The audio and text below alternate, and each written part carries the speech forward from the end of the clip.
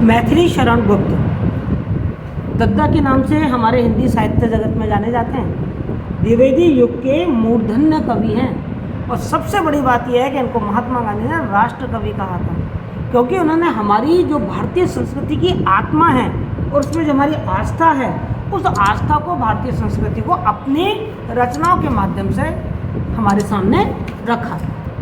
द्विवेदी युग एक सुधारवादी युग था, पुनरुत्थान का युग था, नव जागरण का युग था। हमारे समाज में जो सामाजिक समस्याएं थी, नारी की स्थिति को ले लीजिए या जो भी सामाजिक समस्याएं थी, उन समस्या को समाधान प्रस्तुत करते हुए इन्होंने अपनी रचनाएं की। इनकी सबसे खास बात क्या है कि इन्होंने जो अपनी रचनाएं की है ना, वो सारी की सारी रचनाओं के जो किरदार हैं, जो उनके चरित्र हैं, जो उनकी कहानी है, वो हमारे भारतीय सभ्यता संस्कृति के जो विभिन्न ग्रंथ हैं, जैसे रामचरितमानस, वहाँ से ली, पंचवटी और साकेत वहाँ से ली उन्होंने, महाभारत से ली, जयद्रथ वध, सैरंध्री, ये इन्होंने महाभारत से ली ये कहानी, पुराणों से ली, नहुष, शकुंतला, बौद्ध काल से ली, यशोधरा, कुणाल गीत, ये रचनाएं इन्होंने हमारे भारतीय सभ्यता संस्कृति को हमारे सामने पुनर्जीवित करके रख दिया कि हम अपनी संस्कृति पे गौरव करें।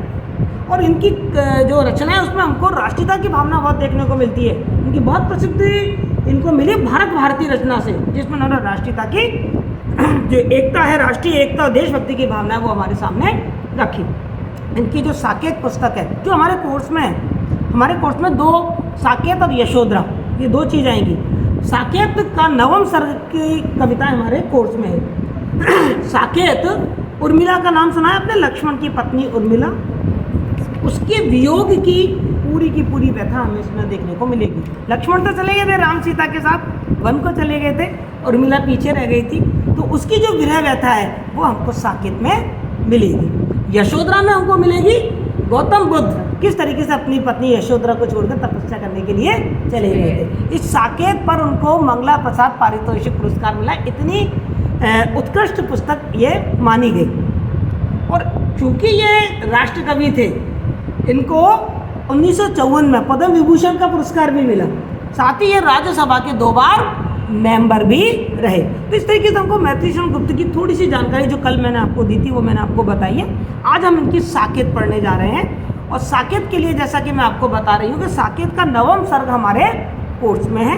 नवम सर्ग में उर्मिला की विरह व्यथा, क्या है? उर्मिला की विरह व्यथा। अब जो उर्मिला की विरह व्यथा है वो लक्ष्मण के प्रति है, क्योंकि लक्ष्मण राम और सीता के साथ वन को चले गए हैं। ये कहानी आप सबको मालूम है। तो एक कहने की भी बात है। और ये मैथिली शरण गुप्त की खास विशेषता है कि मैथिली शरण गुप्त ने उन नारियों को अपनी रचनाओं में महत्व और गरिमा प्रदान की जिनको इतिहास ने भुला दिया था। सीता के त्याग को सब जानते हैं, पर उर्मिला का त्याग, उर्मिला मतलब सीता तो फिर भी अपने पति के साथ, राम के साथ वन चली गई, रावण वहां से उठा के ले गया, उन्होंने विरह व्यथा भोगी, मानती हूँ, लेकिन उर्मिला, उसकी विरह व्यथा को तो इतिहास याद ही नहीं करता, कहीं बखानी नहीं है उसने। तो मैथिली शरण गुप्त ने ऐसी उपेक्षिता नारियों को गरिमा प्रदान की अपनी रचना में, विशेषकर साकेत में हम उर्मिला का पढ़ेंगे। तो क्या देख रहे हैं हम नवम सर्ग में? अच्छा, अब आपके सामने संदर्भ की कोई प्रॉब्लम आएगी? संदर्भ में 3 चीज लिखते हैं। कवि का नाम मैथिली शरण गुप्त, द्विवेदी युग के या दद्दा के नाम से प्रसिद्ध, पुस्तक का नाम साकेत, और अध्याय कौन सा? नवम सर्ग। संदर्भ हो गया। क्या आपको प्रसंग की कोई दिक्कत आएगी? प्रसंग हो गया कि जब लक्ष्मण राम और सीता के साथ वन को चले गए हैं तो उर्मिला की जो विरह व्यथा है उसकी मार्मिक अभिव्यंजना की गई है। क्लियर? कोई दिक्कत? 2 चीज समझ में आ गई या नहीं आ गई? उसके बाद यदि अपन रस की बात करें तो श्रृंगार रस है, लेकिन श्रृंगार रस का वियोग पक्ष है, क्योंकि विरह व्यथा है। हिंदी की खड़ी बोली है। हिंदी की कैसी बोली है? खड़ी बोली है। तत्सम शब्दावली है। तत्सम शब्दों का प्रयोग अधिकतर किया गया है। तो परिनिष्ठित और परिमार्जित हिंदी की खड़ी बोली है और उसमें तत्सम शब्द की प्रधानता है। क्लियर? कोई दिक्कत आएगी आपको? अपन जब पढ़ेंगे तब मैं आपको इसके अलंकार वगैरह बता दूंगा। तुकांतता है, जो छंद की तुकांतता यति गति के अनुरूप है। ये कुछ चीज़ें मैंने आपको ऐसी बताई हैं जो आप हर जो भी व्याख्या है उसमें लिख सकते हैं। तो पढ़ाते समय मैं आपको केवल इसकी जो भावार्थ है, इसका जो छुपा हुआ अर्थ है और वर्तमान समय से इसकी जो संगति बैठती है और अन्य कवियों से जो इसकी तुलना है वो बताऊंगी और अलंकार बताऊंगी। बाकी सब चीज़ें तो इसमें हैं। चलिए देखते हैं क्या कहा है, कह रही है वो, वेद ने तू भी भली बनी। उर्मिला कह रही है वेद ने मतलब कष्ट दुख, वेद ने तू भी भली बनी, पाई मैंने आज तुझी में अपनी चाह गनी। है अंत में अनुप्रास अलंकार या नहीं है? बनी गनी कनी अनी सनी मनी अंत अनुप्रास अलंकार बोलते हैं नहीं बोलते इसको? तो वेद ने तू भी भली बनी, पाई मैंने आज तुझी में अपनी चाह गनी। नई किरण छोड़ी है तूने, तू वह हीर कनी। वेदना को हीरे की कनी कहा है, तो वेदना और हीरे की कनी एक हो गई। रूपक अलंकार देखिए आप, सजग रहूं मैं साल हृदय में अविशीक अनी, ठंडी होगी देह न मेरी रहे दृगंब सनी, और तू ही उसे उष्ण रखेगी मेरी तपन मनी। अब देखो आप संस्कृत के शब्द, तत्सम शब्द दृगंबु, विशिक, प्रिय, सजग, उष्ण, है कि नहीं है? तत्सम शब्द। अभाव की एक आत्मजे ओ अदृष्ट जनी, तेरी ही छाती है सचमुच उपमो चित स्तनी, अरे वियोग समाधि अनोखी तू क्या ठीक ठनी, अपने को प्रिय को जगती देखो देखूं खिंची तनी, और मन सा मानिक, मन सा मानिक, मन को मानिक की समान बता दिया। जहाँ सा समान से कौन सा अलंकार होता है? जहाँ तुलना की जाए, समानता बताए, उपमा अलंकार। वेरी गुड, उपमा अलंकार होता है। मनसा मानिक मुझे मिला है तुझ में उपल खनी, और तुझे तभी छोड़ूं जब सजनी पाऊं प्राण धनी। तो इसको पढ़ते हमें एक चीज़ तो समझ में आ गई, अंत अनुप्रास अलंकार है, उपमा अलंकार है, रूपक अलंकार है और अनुप्रास अलंकार है। क्लियर? ये चीज़ समझ में आ गई। और ये भी समझ में आ गई कि जो उर्मिला है वो अपनी वेदना को संबोधित कर रही है, अपने दुख को संबोधित कर रही है। देखो मैं आपको एक स्थिति बताती हूँ, जो वियोगिनी होती हैं, जो अपने प्रिय से दूर होती हैं, उनकी कई सारी अवस्थाएं होती हैं, और एक अवस्था जिसमें होती है उन्माद अवस्था होती है कि वो अपनी सुध बुध खो बैठती है अपने प्रिय के याद में। हमने रीति काल में भी ये चीज़ देखी है, लेकिन आधुनिक काल में ये जो वियोग अवस्था है वो बड़ी संस्कारित रूप से मैथिली गुप्त ने अपनी रचनाओं में प्रस्तुत की है। रीति काल में तो कुछ आप देख रहे हैं कि थोड़ी कामुकता, थोड़ी वासना, ये सब चीज़ें आ गई हैं, लेकिन आधुनिक काल में भारतीय संस्कृति के अनुरूप उन्होंने इस वियोग अवस्था को, उर्मिला की वियोग अवस्था को हमारे सामने रखा है। और यहाँ पर उर्मिला की एक उन्मादनीय अवस्था है, वो लक्ष्मण से दूर है, और चूंकि जो वो लक्ष्मण से दूर है तो जो वियोग सह रही है तो उसमें थोड़ी क्या हो गई है, वो शुद्ध बुद्ध खो बैठी है। और आपने देखा होगा जब हम बहुत दुखी होते हैं तो कोई हमारे आसपास तो होता नहीं, हम अकेले होते हैं, हम अपने आप से ही बात करने लग जाते हैं, अपनी भावनाओं से ही बात करने लग जाते हैं। लग जाते बिल्कुल स्वाभाविक बात है या नहीं है? तो उर्मिला अपनी वेदना से बात कर रही है, उर्मिला अपने दुख को संबोधित कर रही है। संबोधन शैली, कौन सी शैली आ गई? संबोधन। कि वेदनी तू भी भली बनी, हे दुख, हे कष्ट, हे वेदना, तू तो मेरे लिए बहुत अच्छी सखी बन गई है। अब आपको लग रहा होगा वेदना को, दुख को अपनी सखी क्यों कह रही है? देखो हमेशा ध्यान रखो, जब काव्य में कोई कार्य बताया जाए और उसका कारण भी बताया जाए तो काव्य लिंग अलंकार होता है। तो यहाँ पर काव्य लिंग अलंकार है। पहले तो उसने कहा वेदने तू भी भली बनी, हे वेदना, हे दुख, हे कष्ट, तू मेरी सखी बन गई है, तू मेरी शुभ चिंतक है। भली बनी मतलब तू मेरी शुभ चिंतक है, तू मुझे अच्छी लगती है। अब आपके दिमाग में ये बात आ रही होगी कि उर्मिला को वेदना, दुख, कष्ट, वियोग अच्छा लग रहा है। अच्छा, लक्ष्मण नहीं है तो उनको वियोग अच्छा लग रहा है। क्या बात है भाई, क्यों अच्छा लग रहा है? पाई मैंने आज तुझी में अपनी चाहगनी। क्यों भली लग रही है? क्योंकि मेरे प्रिय तो मुझे छोड़कर चल गए हैं, पर मैंने तुझ में अपने प्रति बहुत प्यार देखा है, तू मुझे छोड़ती नहीं। देखो कहते ना, नकारात्मकता में भी सकारात्मकता देख लेना, नेगेटिव में भी पॉजिटिविटी देख लेना। सीखो इस चीज़ को। जब अपन बहुत दुखी होते हैं तो भैया बहुत सारे लोग तो पंखे से लटक के, लेकिन नहीं, उस दुख में भी आप सुख ढूंढने की कोशिश करो। और उर्मिला ने वही की है। उर्मिला क्या कह रही है? और तो मुझे कोई इतना प्यार नहीं करता, सब छोड़ के चले गए, तू छोड़ के नहीं जा रही, तू मुझे बड़ा प्यार करती है। मैंने तेरे अंदर अपने प्रति बहुत गहरी चाह देखी है, क्योंकि तू मुझे छोड़ के ही नहीं जा रही है। देखिए, तो वियोग को हम छोड़ना चाहते हैं, पर वियोग छोड़ नहीं रहा क्योंकि लक्ष्मण नहीं है, तो उसने उसको ही अपनी सखी बना लिया और कह रहा देख, और दुनिया में कोई मुझे इतना प्यार नहीं करता, किसी के मन में भी इतनी चाहत नहीं है, और तेरे मन में मेरे प्रति कितनी चाहत है कि तू मुझे छोड़ती ही नहीं है। भाव यह है कि उर्मिला का वियोग उसे बहुत कष्ट देता है और वो वियोग उसको छोड़ नहीं रहा। उसका वियोग अभी लंबा है और उसे मालूम है कि मेरे पति अभी जल्दी से आने वाले भी नहीं है, 14 साल में, तो तेरे अंदर मेरी बहुत चाह है। काव्य लिंग अलंकार। क्यों भली लग रही है? क्योंकि उसको वेदना में अपने प्रति बहुत चाह दिखाई दे रही है। वेदना उसको छोड़ ही नहीं रही है, दुख उसको छोड़ ही नहीं रहा है। नई किरण छोड़ी है तूने, तू वह हीर कनी, तू तो वो हीरे की कनी है जिसने मेरे जीवन में एक नई किरण, एक नव जागरण, एक नव चेतना, एक नई प्रेरणा दी है जीने की। तू वो हीर कनी है। अब मुझे अपने जीवन का कोई उद्देश्य समझ में आ रहा है। जैसे हीरे की कनी चमकती है तो आसपास चीज़ों को जगमगा देती है और रोशनी फैला देती है, ऐसे ही वेदना तूने भी मेरे जीवन में एक जागरण का प्रकाश फैला दिया है। अब मैं समझूँ मेरे जीवन का भी कोई महत्व है। बेटा क्या होता है कि जब हमारे पास हमारे प्रिय होते हैं तो हमें उनकी उतनी कीमत नहीं मालूम। कहते हैं ना, घर का जोगी जोगना और आन गाँव का सिद्ध, मतलब घर अपने पास कोई चीज़ होती है तो उसकी कीमत नहीं होती। देखिए वो जब अपना प्रिय या अपनी चीज़ अपने पास नहीं होती है तब तो हमें उसका महत्व मालूम पड़ता है। तो अब लक्ष्मण उर्मिला के पास नहीं है तो उन्हें अब लक्ष्मण का प्रेम और अब खुद का लक्ष्मण के प्रति प्रेम, लक्ष्मण का अपने प्रति और खुद का लक्ष्मण के प्रति जो प्रेम है उसके जागरण, उसका ज्ञान हुआ है। इसलिए उन्होंने वेदना को क्या कह दिया है? हीरे की कनी। क्या कह दिया? हीरे की कनी कह दिया, रूपक अलंकार। सजग रहूं मैं साल हृदय में ओ विशीक अनी, और तू तो बाण की नोक की तरह है। जैसे बाण की नोक चुभी रहती है ना, ऐसे ही वेदना तू भी बाण की नोक की तरह है जो मेरे हृदय में हमेशा चुभी रहती है।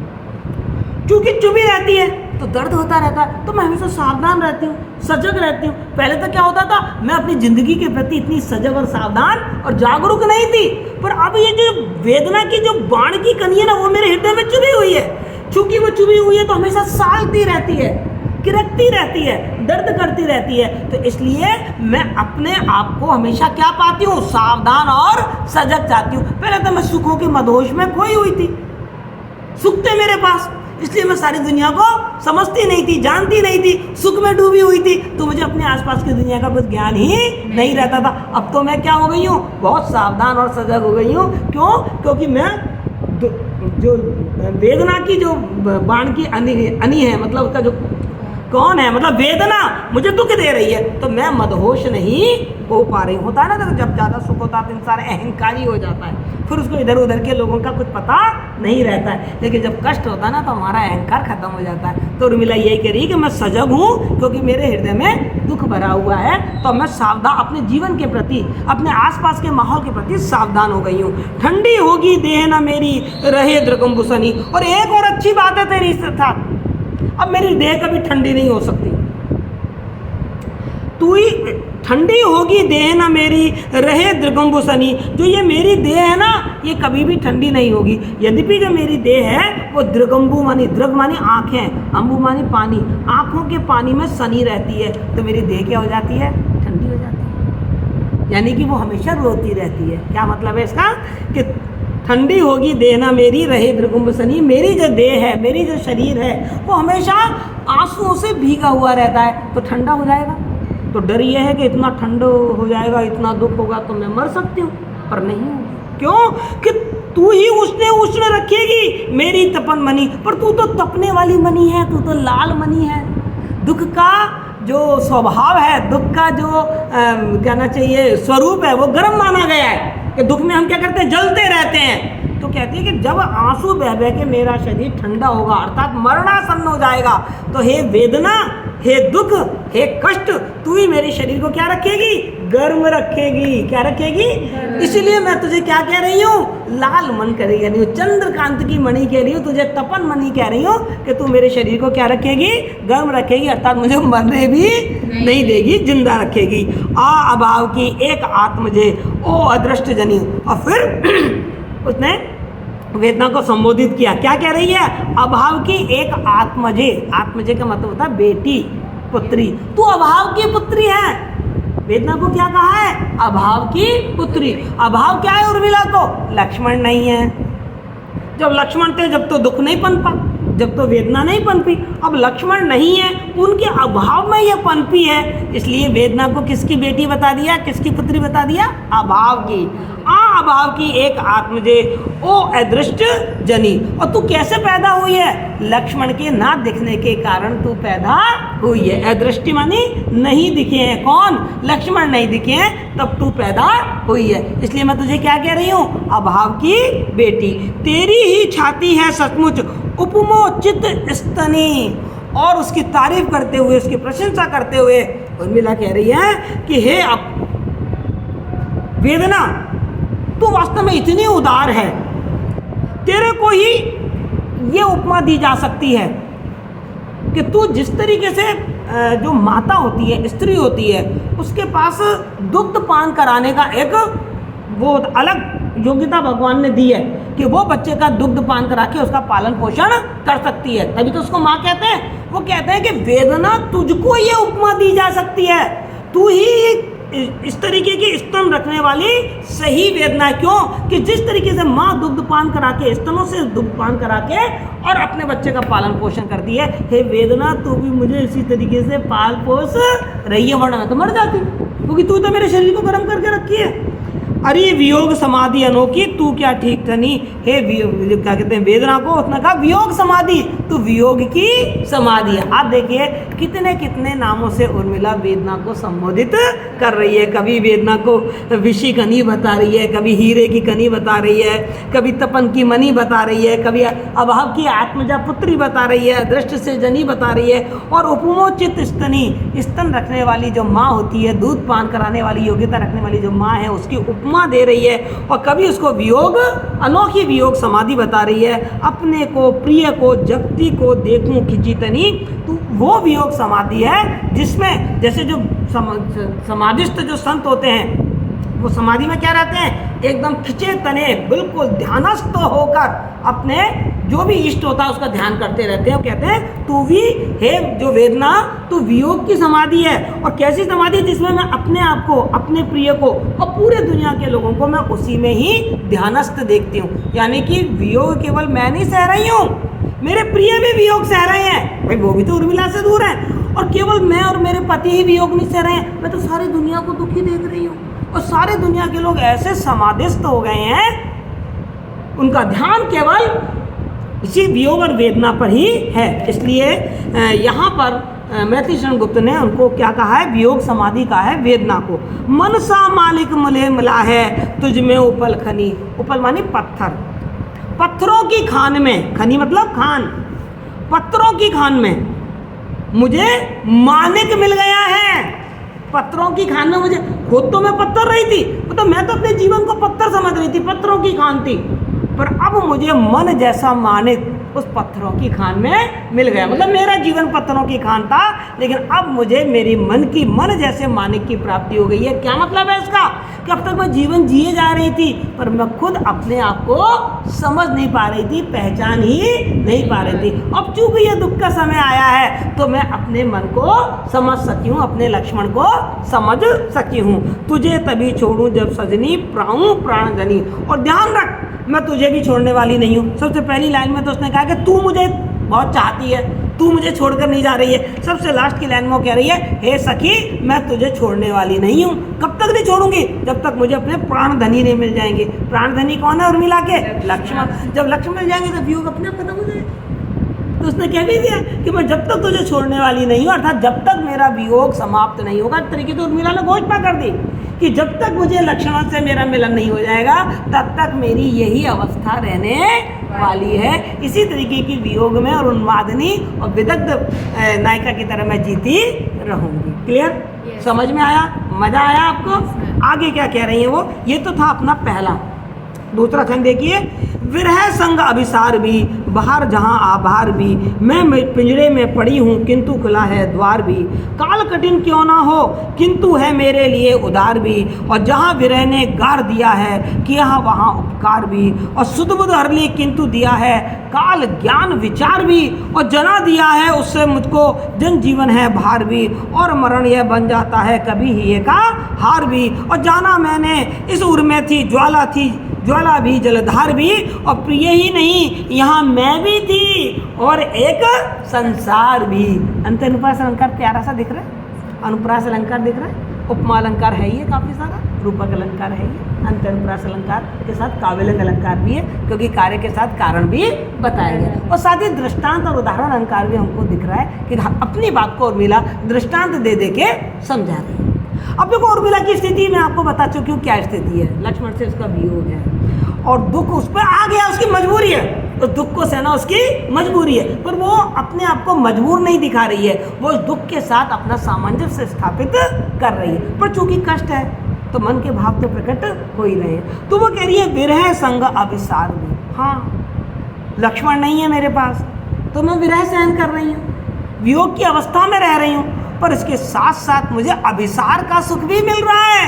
अभिसार किसे कहते हैं? प्रिय से मिलन को। जो प्रिय से मिलन की घड़ी होती है ना, उसको कहते हैं अभिसार। तो वो कह रहे हैं कि हाँ मैं वियोग सह रही हूँ, लेकिन इसके साथ साथ मेरा अभिसार भी हो रहा है, अपने प्रिय से मिलन भी हो रहा है। अब आपको एक बार देखने में लग रहा होगा विरोधाभास अलंकार, मैडम ये कैसे हो सकता है? वियोग और वियोग के साथ प्रिय का मिलन कैसे होता है?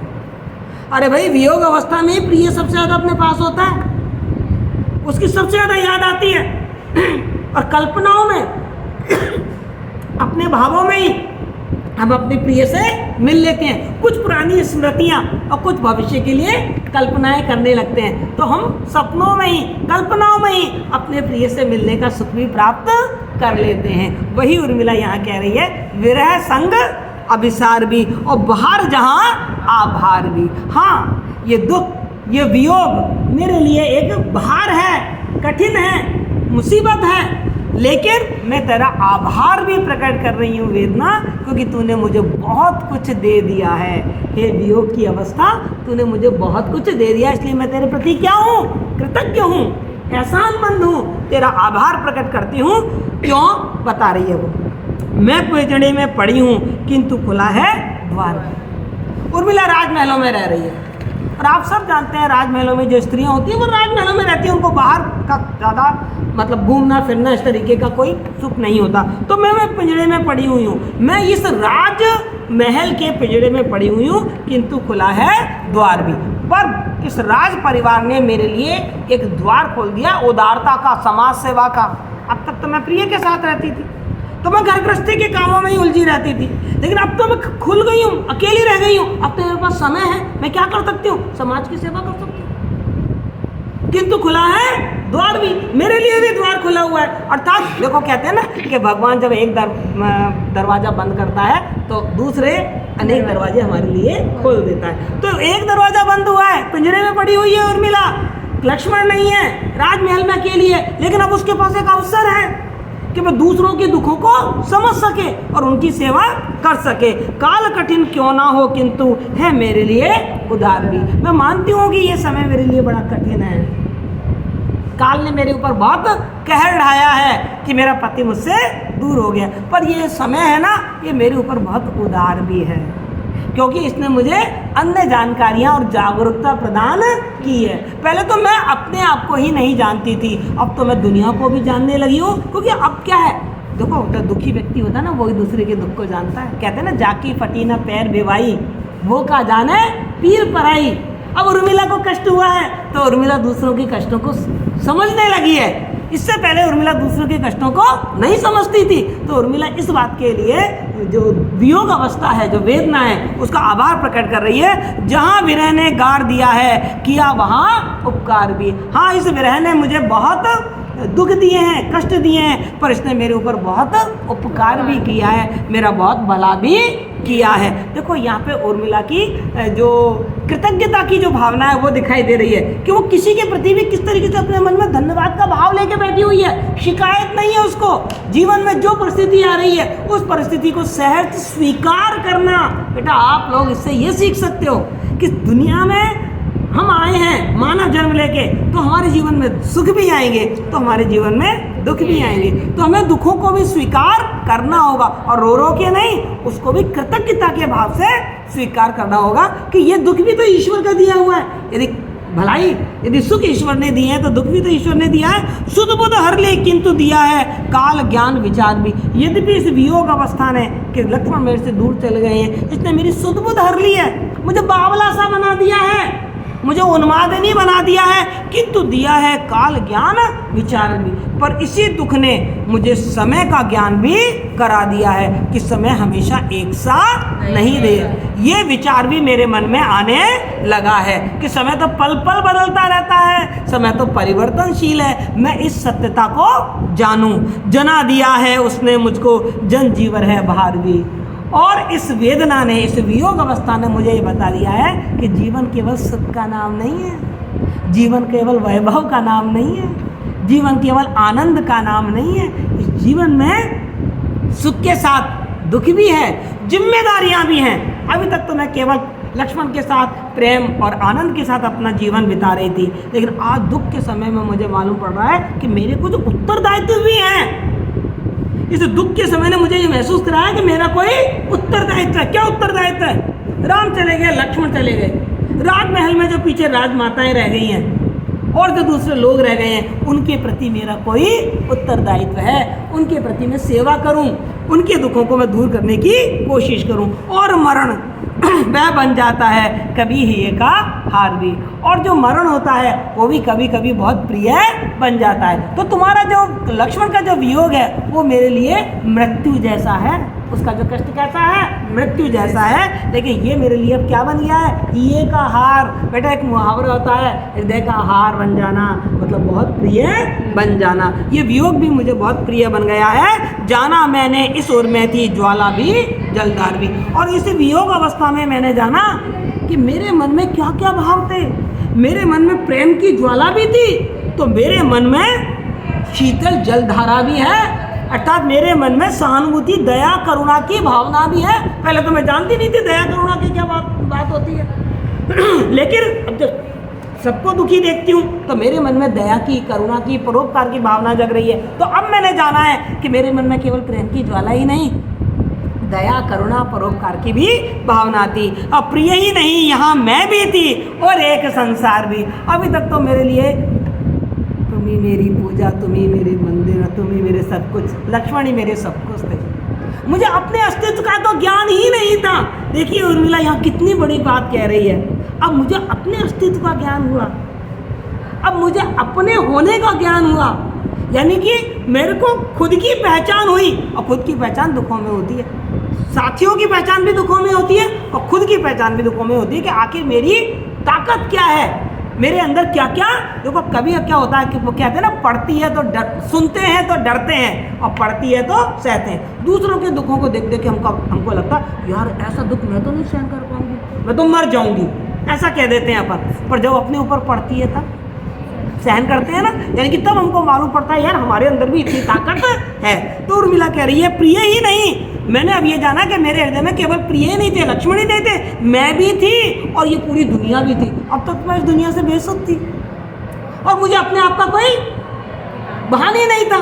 अभी तक तो मैं मिसेस लक्ष्मण थी, श्रीमती लक्ष्मण थी। अब मुझे मालूम पड़ा कि मैं उर्मिला हूँ, मतलब लक्ष्मण के बिना भी मेरा कोई अस्तित्व है, लक्ष्मण के बिना भी मैं कोई समाज सेवा का काम कर सकती हूँ, इस संसार के लिए कोई अपना जो भी मेरा उत्तरदायित्व है उसको वहन कर सकती हूँ। तो इस तरीके से उर्मिला ने अपनी वियोग अवस्था को बहुत ही सकारात्मक रूप से लेते हुए हमारे सामने रखा। ये मैथिली शरण गुप्त का सामर्थ्य था कि उन्होंने नकारात्मकता में से भी सकारात्मक बातें निकालकर और आपको अप्रत्यक्ष रूप से ये संदेश दे दिया है कि जीवन में दुख भी आएगा, लेकिन उस दुख को आपको कैसे महसूस करना है। और साथ ही उन्होंने, अब आप बताइए इन दोनों छंदों को पढ़ने के बाद क्या उर्मिला के प्रति आपके मन में एक सम्मान की भावना नहीं जागी? क्या आप उनको नहीं समझी कि वो क्या है? तो बस मैथिली शरण गुप्त का तो यही तो उद्देश्य था, आपको आपके भारतीय सभ्यता संस्कृति से परिचित कराना, और जो महिलाएं जिन्होंने बड़ा त्याग और बलिदान किया है लेकिन इतिहास ने जिनको भुला दिया है उनका स्मरण आपको करवाना। हो गया पूरा। और दूसरा आपको ये संदेश देना कि कितना भी बुरा समय आ जाए लेकिन हमको अपनी जो हिम्मत है, जो अपनी उत्तरदायित्व की भावना है उसे मत छोड़िए, उसमें से भी कुछ पॉजिटिव निकालिए। क्लियर? कबीरदास जी ने भी कही है वाली बात कि सुख में सुमरन सब करे, दुख में करे ना कोई, और जो सुख में सुमरन करे तो दुख काहे को होए। तो ये दुख भी बड़ी कमाल की चीज़ है। इस दुख में बड़ी बड़ी उपलब्धियां हमको मिल जाती हैं। सबसे ज़्यादा हमको ये मालूम पड़ जाता है कौन हमारा है, कौन हमारा नहीं है, और हमको हमारी जो आंतरिक शक्तियाँ होती हैं उनकी पहचान भी हो जाती है। आज इतना ही करें।